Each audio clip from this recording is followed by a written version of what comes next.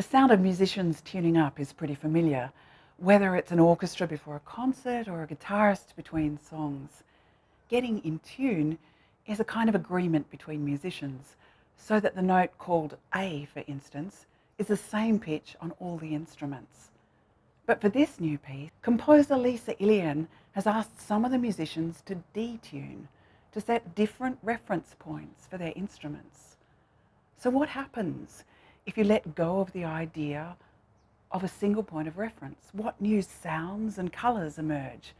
And how do we as listeners make our way in this unfamiliar territory? The music that Lisa writes resists the familiar. In particular, the idea that music needs to drive towards some moment of inevitable resolution. Instead, her music embraces atmosphere and abstraction and a different sense of time. It's been described by critics as exquisite, subtle and sensitive. And Lisa's compositional voice is so distinctive that she's been commissioned by soloists, ensembles and orchestras around the world. Her new piece is performed by pianist Aura Go, with string players from the National Academy of Music, led and directed by guest violinist Emma McGrath, with Tillman Robinson adding electronics. And the premiere is taking place in Melbourne's beautiful Recital Centre, the perfect listening environment for such poetic music.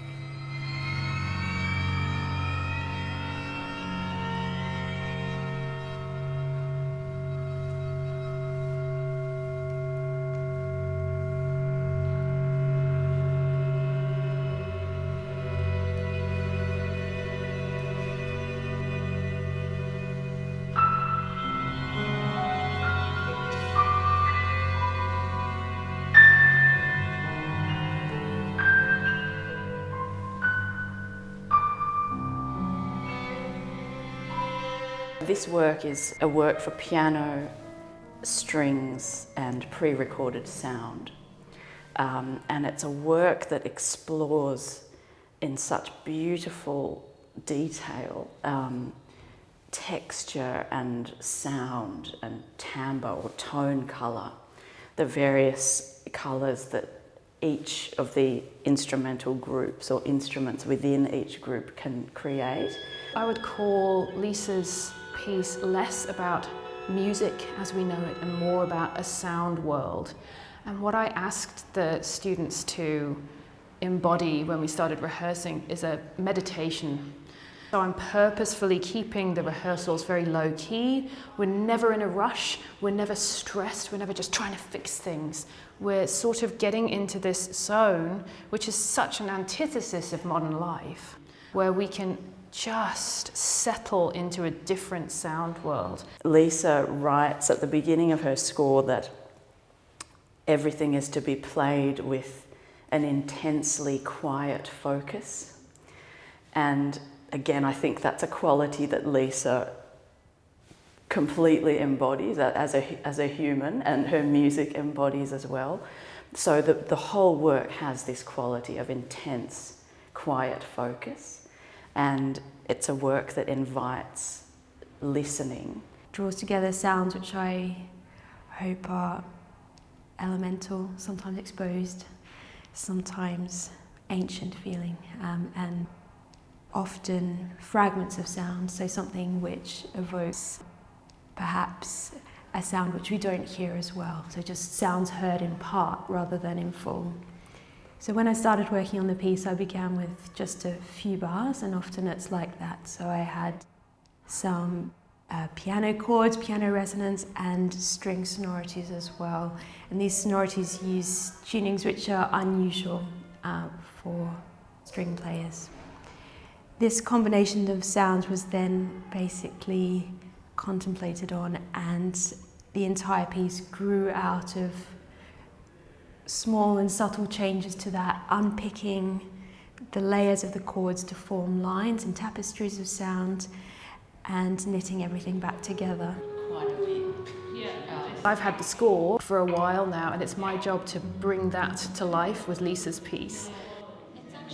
You look at something that Lisa's written, And she sometimes writes a lot of words, you know, shimmering or exuberant or glinting or something like that. And you go, how am I going to do this from a technical standpoint? So I've spent hours in a room on my own going, okay, is that shimmering? Is that exuberant? Is that shining? You know, is that muted? Is that somber?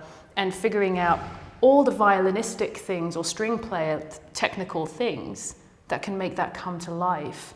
So you think about things like sound point, contact point, the angle of the bow, the speed of the bow, the string on which you play it. And then what's amazing is everyone comes together and plays it.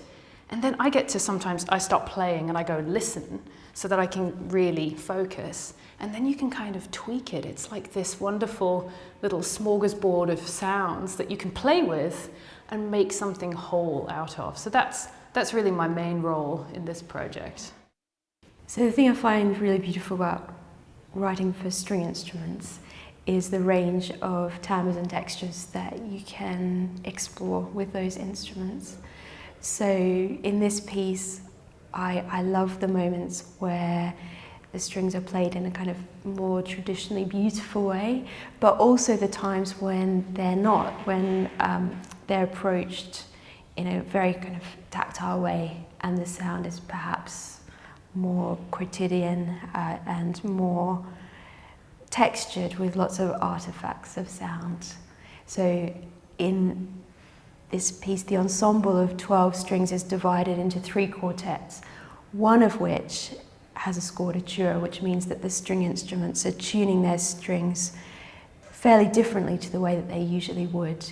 This changes the whole resonance of the instrument and the sonorities that are possible with it.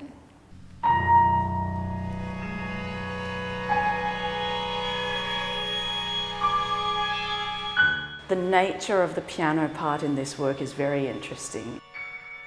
It's a work for piano strings and pre-recorded sound, but the piano is very much part of the ensemble, and yet it has a distinct role.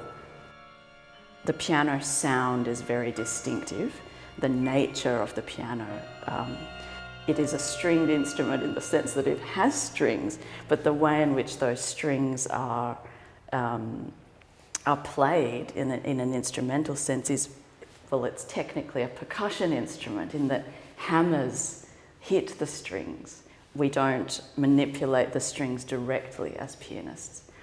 But Lisa has actually juxtaposed that in a beautiful way with the pianist directly manipulating strings on another instrument. And at various points I strum the open strings, which are tuned slightly differently. So that's called scordatura, so very precise tuning of the strings to meld with the electronic part. Part of the reason of having the guitar and the piano is to allow Aura to embody both spaces, both sound worlds, which are mingling in this piece. But it also goes back quite a long way to conversations that Aura and I had maybe 7 or 8 years ago, when I was talking about the piano being almost like a huge zither laid out in front of her. And I think we wanted to pick up on that and create with the guitar some sort of bridge between what Aura was doing on the piano and what was going on in the broader ensemble. So in Lisa's piece, I am playing back samples that she has pre-recorded of a essentially 4th string quartet, a companion to the 3 that are already on stage. And those samples are played back through speakers that are sitting at the back of the stage behind the ensemble, kind of acting as a spectre or ghost of a non-existent 4th string quartet. What this allows us to do is to create another layer which is just slightly different to the performed acoustic string quartets. First of all, some of the material in the pre-recordings is really specifically tuned in a way that can be quite tricky to nail when you're doing it live. But it also allows us to play samples which come really from nothing and return to nothing, or to play the string quartet really, really quietly so that it mingles with the piano resonance in a way which again would be quite tense to do if people were to perform it live. I think the electronics add a degree of, I guess, ethereal or otherworldliness. There's something happening on stage that sounds like it could almost be coming from the instruments, but isn't. There are moments where the ensemble is seated without playing, and yet you can hear them. And it sounds so closely resembling that ensemble that it's a little bewildering, I think, for an audience. So the string quartet exists sonically, but it's moved into a slightly hyperreal space. This picks up on lots of ideas which I've been working on in the past years to do with the interaction of layers, and also to do with creating sounds which have movement in them, often drawing on things which are not musical at all but are part of the natural world. A sample is a pre-recorded sound. It can be any pre-recorded sound. It could be the sound of the wind blowing through the trees, or you tapping two sticks. In this case, it's the sound of a string quartet that has been pre-recorded in a studio in England.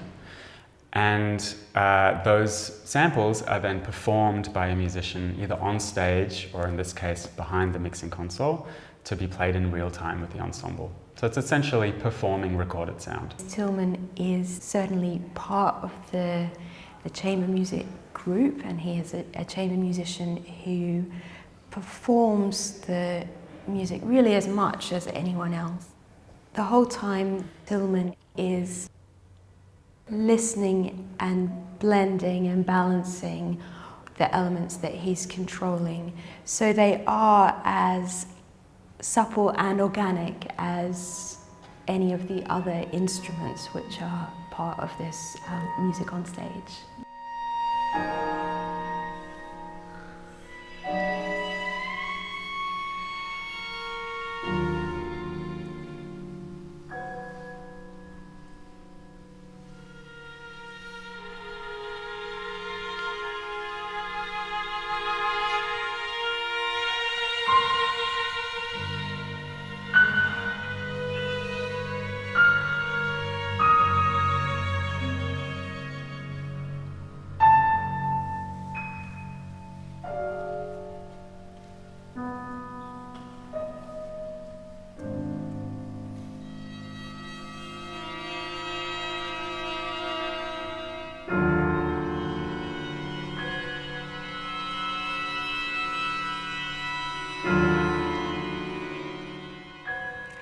I think that this piece is sometimes challenging for early career musicians, because when you first look at it, there's not a lot of notes on the page, and there's nothing which is conventionally virtuosic.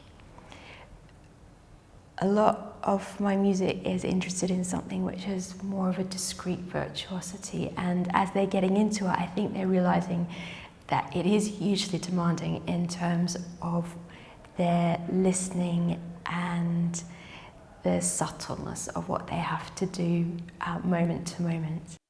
One thing that I've found about how I naturally work with sound is to sit with it, and that it is a malleable thing which is open to so many possible variations if given the time and space.